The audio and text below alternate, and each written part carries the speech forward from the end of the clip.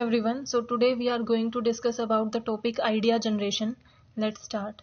So first of all, what is the meaning and introduction of idea generation? So name he suggest कर रहा है idea generation. It means कि जब भी आप अपना नया बिजनेस स्टार्ट करते हो, हमने एंटरप्रेन्योरशिप में क्या देखा कि एक एंटरप्रेन्योर क्या होता है, जो नया आइडिया लेके आता है, जिस आइडिया को वो इम्प्लीमेंट करता है, वही हमारी कंप्लीट प्रोसेस होती है एंटरप्रेन्योरशिप की. सो वो आइडिया कैसे जनरेट होता है, आज हम उसी चीज के बारे में डिस्कस करेंगे. हमने अपनी प्रीवियस वीडियो में डिस्कस किया था कि क्रिएटिविटी क्या होती है. सो क्रिएटिविटी क्या था कि कोई भी नया आइडिया लेके आना जो पहले से एग्जिस्ट नहीं करता है. आप एग्जिस्टिंग प्रोडक्ट में कोई चेंज लेके आ रहे हो या फिर आप कंप्लीटली न्यू प्रोडक्ट लेके आ रहे हो, बट वो एक ओरिजिनल न्यू आइडिया होना चाहिए. वही हमारी क्या होती है, क्रिएटिविटी.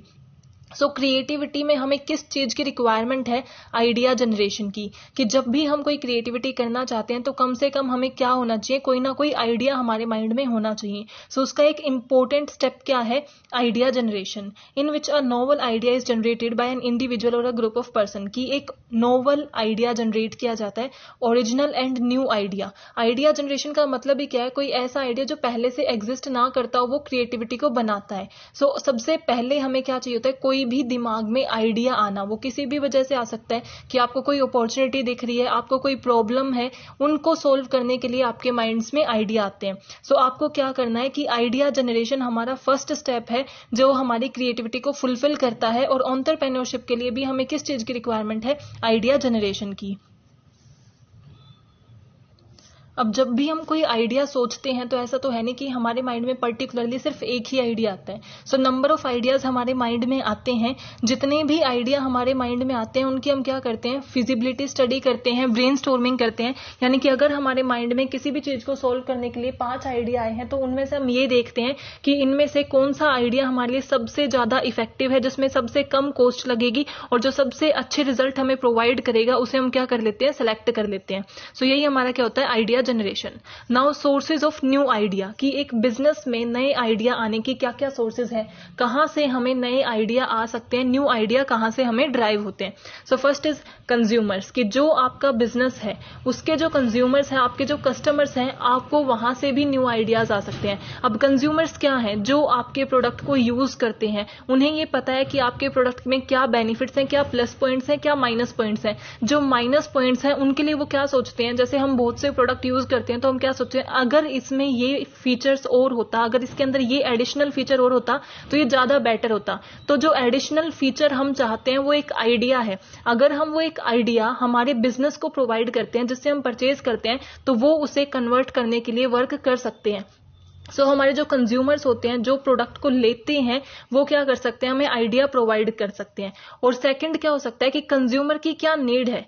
ऑटोमेटिकली सिर्फ हम ये ना देखें कि हमारा प्रोडक्ट वो देख क्या यूज कर रहे हैं, उसके बेस पे उन्हें क्या प्रॉब्लम फेस हो रही है और फिर हम आइडिया जनरेट करें. इसके बजाय ऐसा भी हो सकता है कि हम न्यू फर्म है और हम ये स्टडी करते हैं कि हमारे कंज्यूमर्स जो है या पब्लिक जो है वो किस चीज की नीड कर रही है, फिलहाल किस चीज की उसको जरूरत है, क्या डिमांड है, और उसी जैसा कोई प्रोडक्ट लेके आना भी हमें आइडिया जनरेशन में हेल्प करते हैं.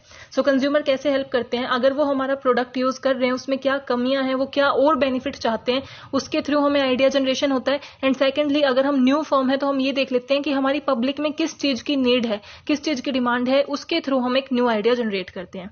Then next is existing product and services, कि जो हमारे कंपिटिटर्स हैं वहां से भी आइडिया जनरेट होता है, क्योंकि हम कोई ना कोई प्रोडक्ट या सर्विसेज ही लेके आते हैं. सो हमारे जो कंपिटिटर्स हैं उनके क्या प्रोडक्ट हैं, क्या सर्विसेज हैं, उनका क्या डिजाइन है, क्या उनकी मीन्स पैकेजिंग है, जो भी उनके प्रोडक्ट के फीचर्स हैं, हम उनकी स्टडी करते हैं.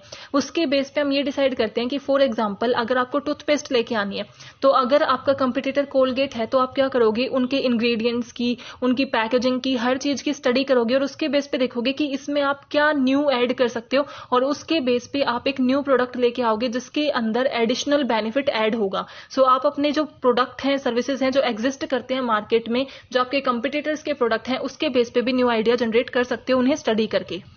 देन डिस्ट्रीब्यूशन चैनल के थ्रू भी आप क्या कर सकते हो, न्यू आइडिया जनरेट कर सकते हो, क्योंकि डिस्ट्रीब्यूटर्स क्या होते हैं, जैसे होलसेलर्स हैं या फिर रिटेलर हैं, जो डायरेक्टली आपका क्या करता है, आपका बिजनेस बनाता है, लेकिन डायरेक्टली वो क्या कंज्यूमर्स को प्रोडक्ट प्रोवाइड कराता है, नहीं, वो किसको दे देता है, होलसेलर को दे देता है, फिर वो रिटेलर को दे देता है, वन बाय वन करके ये प्रोसेस चलती है। सो जो हमारे रिटेलर हैं वो डायरेक्टली कंज्यूमर्स के कनेक्ट में होते हैं। अब आप किसी शॉप पे जाके खरीदते हो तो जो शॉपकीपर है वो आपको जानता है कि आपकी बाइंग हैबिट क्या है, वो जो ब्रांड आप खरीद रहे हो वो कंपनी आपको नहीं जानती है। सो वो जो रिटेलर है वो आपकी कंपनी को इन्फॉर्मेशन प्रोवाइड कर सकता है, उस कंपनी को इन्फॉर्मेशन प्रोवाइड कर सकता है कि कंज्यूमर्स की क्या नीड है। सो ये हमें दो तरीके की इन्फॉर्मेशन प्रोवाइड कर सकते हैं। एक तो हमारे जो कंज्यूमर्स हैं जो उनसे बाय करके लेके जा रहे हैं, रिटेलर से जो खरीद के लेके जा रहे हैं, उसे ये पता होता है कि कंज्यूमर आके किस चीज की डिमांड कर रहा है, उसके बेस पे वो कंपनी को अवेयर कर सकता है कि अब इस चीज की जरूरत बढ़ रही है, आप कोई ऐसा प्रोडक्ट लेके आओ। And then second is marketing, कि आपको कैसी मार्केटिंग यूज करनी चाहिए, कौन से जो हम उसकी दुकान पे जो कंज्यूमर्स आते हैं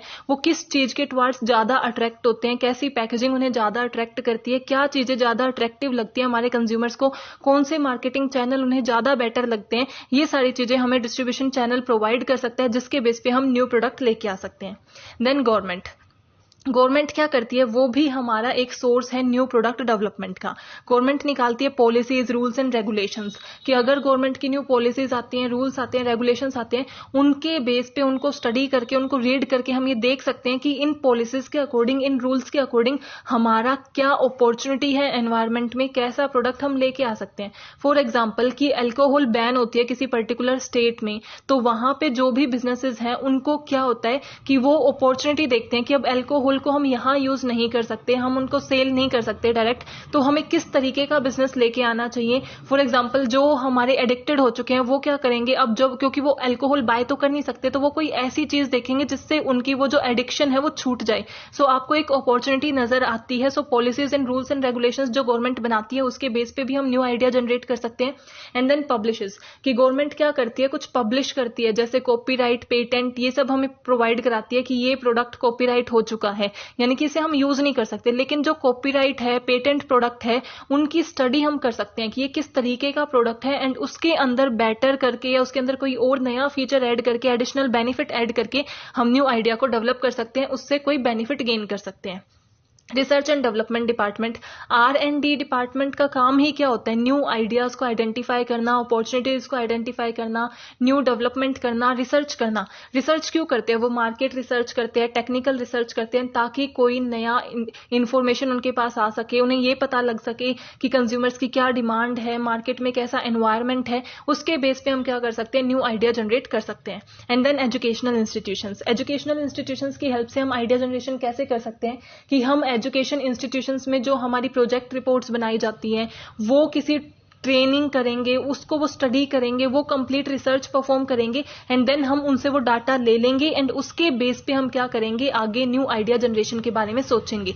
सो ये सब हमारे क्या थी, सोर्सेज ऑफ आइडिया जनरेशन की, कहां से हमारा आइडिया हमें मिल सकता है। Now next is methods of generating new idea, कि नया आइडिया जब हम जनरेट करते हैं उसके क्या क्या मेथड्स हैं। अब सोर्सेज क्या है कि हम कंज्यूमर से ले सकते हैं, सप्लायर से ले सकते हैं, डिस्ट्रीब्यूटर से ले सकते हैं, बट मेथड्स क्या है कि किस मेथड के थ्रू हम न्यू आइडिया को जनरेट करते हैं। अगर हम कंज्यूमर से ले रहे हैं तो उनके साथ कैसे बैठ के मीटिंग करेंगे, ये सब हमें अगर हम कंज्यूमर से ले रहे हैं, सप्लायर से ले रहे हैं, तो उनके साथ कैसे डिस्कशंस होते हैं और कैसे हम आइडिया को फाइनलाइज करते हैं, क्या क्या मेथड हैं। तो first is focus group. It has been used for variety of purposes since 1950 in the number of people come together. इसमें क्या होता है, 5-10 लोग इकट्ठा मिलते हैं, बैठते हैं और एक पर्टिकुलर टॉपिक के ऊपर डिस्कस करते हैं। वो जो मेन प्रॉब्लम हम फेस कर रहे हैं उसी के ऊपर फोकस्ड सारा डिस्कशन होता है। जो भी डिस्कशन होता है वो कंप्लीट एक ही प्रोजेक्ट, एक ही प्रॉब्लम के ऊपर, वो एक ही पर्टिकुलर टॉपिक के बारे में डिस्कस करते हैं जो प्रॉब्लम वो फेस कर रहे हैं। फॉर एग्जांपल कि करंटली अगर उन्हें ये लग रहा है कि उनकी सेल्स बहुत कम हो रही हैं, तो उसी प्रॉब्लम के ऊपर वो सारे लोग मिलकर डिस्कस करेंगे, उसी के ऊपर वो कंप्लीटली फोकस्ड होगा, एंड जितने भी मेंबर्स हैं उनका जो कमेंट आएगा, उनके जो व्यूज होंगे, उसके बेसिस पे डिस्कशन आगे बढ़ता रहेगा और उसका एक सोल्यूशन जो डिस्कशन के थ्रू निकलेगा उसे आइडिया जनरेट किया जाएगा। देन ब्रेनस्टॉर्मिंग में क्या होता है, इसमें भी नंबर ऑफ पीपल इकट्ठा मिलते हैं और एक पर्टिकुलर डिस्कशन करते हैं किसी भी टॉपिक के ऊपर, बट इसमें ऐसा नहीं है कि सब इकट्ठा डिस्कशन करते हैं। बट इनका जो डिस्कशन होता है वो ऐसा नहीं होता कि इन्होंने मिलके सब इकट्ठा ही बोलते हैं, एक एक करके जिसके पास भी जो आइडिया है वो सब प्रेजेंट करते हैं। फॉर एग्जांपल कि अगर 5 लोग हैं तो पहले एक अपने सारे आइडियाज बताएगा, उनके हर एक आइडिया पे डिस्कशन होगा, देन सेकंड के आइडियाज पे डिस्कशन होगा, थर्ड पर्सन के आइडिया पे डिस्कशन होगा, फोर्थ पर्सन के आइडिया पे डिस्कशन होगा। हर एक के आइडिया पे डीपली डिस्कशन किया जाता है और उसके बेस पे बेस्ट आइडिया को सिलेक्ट कर लिया जाता है। तो फोकस ग्रुप में क्या होता है, इकट्ठा एक डिस्कशन होता है और उसके बेस पे न्यू आइडिया जनरेट किया जाता है। इसमें क्या होता है, सब अपने अपने आइडिया को बताते हैं, उन पे फिर सब डिस्कशन करते हैं एंड देन उसके बेस पे न्यू आइडिया जनरेट किया जाता है। रूल्स ऑफ ब्रेनस्टॉर्मिंग, कि जब भी आप ब्रेनस्टॉर्मिंग टेक्निक का यूज करते हो तो हमें कुछ रूल्स को फॉलो करना होता है, जिसमें फर्स्ट होता है नो क्रिटिसिज्म इज अलाउड, कि जैसे हर एक मेंबर क्या देगा, अपने कुछ आइडियाज देगा, तो अगर किसी का आइडिया आपको अच्छा नहीं भी लगता है तो भी क्रिटिसिज्म अलाउड नहीं है। अगर आपको वो आइडिया पसंद नहीं आ रहा है या फिर आपको ये लग रहा है कि ये आइडिया वर्क नहीं करेगा, तो भी आपको क्रिटिसाइज नहीं करना है, उस आइडिया को सुनना है, उस पर डिस्कशन करना है, उसको हमें क्रिटिसाइज या उस पर्सन को डीमोटिवेट नहीं करना होता। Then quantity of idea is desired, as every person contribute idea, तो हम चाहते हैं कि ज्यादा से ज्यादा आइडियाज आए, ये हमारा डिजायर होता है ब्रेनस्टॉर्मिंग में, क्योंकि जितने ज्यादा आइडियाज होंगे उतना ज्यादा डिस्कशन होगा और उतने ज्यादा बेटर सॉल्यूशन के चांसेस होंगे। Then combination of ideas are encouraged, कि ऐसा जरूरी नहीं है कि एक पर्सन एक ही आइडिया दे, नंबर ऑफ आइडिया देने चाहिए, कॉम्बिनेशन ऑफ आइडिया देने चाहिए, एक से रिलेटेड दूसरा आइडिया देना चाहिए, ये हमारा एनकरेज किया जाता है कि ज्यादा से ज्यादा हम आइडिया दें। ब्रेनस्टॉर्मिंग शुड बी लाइवली, कि जब भी आप ये डिस्कशन करते हो, ये सेशन होता है, सो वो बोरिंग नहीं होना चाहिए। ऐसा नहीं कि एक जब पर्सन अपने आइडिया प्रेजेंट कर रहा है तब तो वो इंटरेस्टेड है, जब बाकी अपने आइडिया प्रेजेंट कर रहे हैं तो वो उन्हें सुन ही नहीं रहा। सबको डिस्कशन में लाइवली प्रेजेंट होना चाहिए, अटेंटिवली सुनना चाहिए। Then reverse brainstorming, next method क्या है, रिवर्स ब्रेनस्टॉर्मिंग। ये कंप्लीट ब्रेनस्टॉर्मिंग जैसा ही है, जिसमें सब अपने आइडियाज को रखते हैं, उसके बेस पे बेस्ट आइडियाज सब पे डिस्कशन होता है एंड बेस्ट आइडिया जनरेट किया जाता है। बट इसमें हमारा रिवर्स क्यों बोला गया है, बिकॉज इसमें हमारा क्रिटिसिज्म अलाउड होता है, उसमें हमारा क्रिटिसिज्म अलाउड नहीं होता। बट इसमें अगर आपको कोई आइडिया पसंद नहीं आ रहा है तो उसको आप कंप्लीटली क्रिटिसाइज कर सकते हो कि आइडिया बिल्कुल वर्क नहीं करेगा, या फिर नेगेटिव वर्ड्स या क्रिटिसिज्म इसमें अलाउड होता है। Then brain writing, brain writing क्या टेक्निक है कि जो भी आपके माइंड में आता है उसको आप लिखते जाओ। इसमें हमारे क्या है, सब जितने भी मेंबर्स हैं वो इकट्ठे बैठते हैं, जितने भी हमारा डिस्कशन होता है सबको क्या किया जाता है, एक पेपर ले लिया जाता है, उस पेपर पे सबसे पहले वो फर्स्ट मेंबर को दिया जाता है, देन वो उसके माइंड में जो भी आइडियाज है उन्हें लिखता है, देन वो पास किया जाता है सेकंड मेंबर के पास, वो उस पेपर पे अपने आइडियाज लिखता है, then third member, fourth member सब अपने आइडियाज को लिखते हैं, जो भी उनके ब्रेन में आइडिया है उन्हें राइट कर लिया जाता है और उसके बेस पे जितने भी आइडियाज आए हैं उन्हें डिस्कस किया जाता है एंड बेस्ट आइडिया को सिलेक्ट कर लिया जाता है। Then free association, free association क्या है, सबसे one of the simplest and most effective method है, जिसमें हमारा क्या है कि हमारा प्रॉब्लम नहीं दी जाती, कि हम क्या प्रॉब्लम डिस्कस करना चाहते हैं वो नहीं बताया जाता, इवन उसके रिगार्डिंग क्या किया जाता है, एक स्पेसिफिक इंटरवल पे, जैसे मीटिंग स्टार्ट हुई तो एक वर्ड दे दिया जाता है कि हमारा फॉर एग्जाम्पल एनवायरमेंट बता दिया, हमारी प्रॉब्लम जो है वो एनवायरमेंट से रिलेटेड है, तो एग्जैक्टली प्रॉब्लम बताने की बजाय हम सिर्फ एक वर्ड दे देते हैं, फॉर एग्जाम्पल एनवायरमेंट, फिर वो बिजनेस एनवायरमेंट के ऊपर डिस्कस करेंगे, एक आधे घंटे के बाद या एक पर्टिकुलर टाइम इंटरवल के बाद सेकंड वर्ड दे दिया जाता है कि टेक्नोलॉजी। सो हम धीरे धीरे अपनी प्रॉब्लम की तरफ जाते हैं कि हमारी मेन प्रॉब्लम क्या है, technological environment, but instead of discussing about only technological environment we discuss about the wider concept so that a good problem solution can be find out. So हम इसी पे डिस्कस करते हैं, उसी पे फोकस करते हैं, नंबर जो फ्रेजेस हमें मिलते हैं या फिर जो वर्ड हमें मिलते हैं उन पे हम डिस्कस करते हैं एंड उसके थ्रू आइडिया जनरेट करते हैं।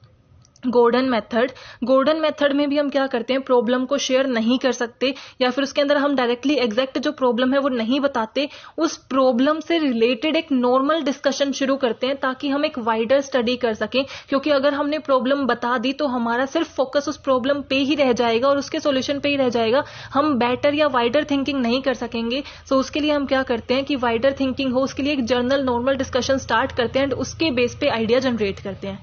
Collective notebook method, collective notebook method क्या होता है कि आप अपने साथ एक नोटबुक को कैरी करते हो, वो पॉकेट नोटबुक हो सकती है जिसके अंदर जब भी आपको, इसमें आपकी एक कोई मीटिंग नहीं होती, कि ऐसा नहीं है कि सारा दिन मीटिंग चल रही है, आप जब अपना नॉर्मल कोई भी काम कर रहे हो, कुछ और परफॉर्म कर रहे हो, उस टाइम भी अगर आपके माइंड में कोई आइडिया आता है तो आप उसको अपनी नोटबुक में लिख देते हो और फिर एंड में यानी कि डे के एंड में एक मीटिंग होती है जिसमें जितने भी आइडियाज आपने लिखे हैं वो आप शेयर करते हो और उसके बेस पे हमारा बेस्ट आइडिया सेलेक्ट किया जाता है।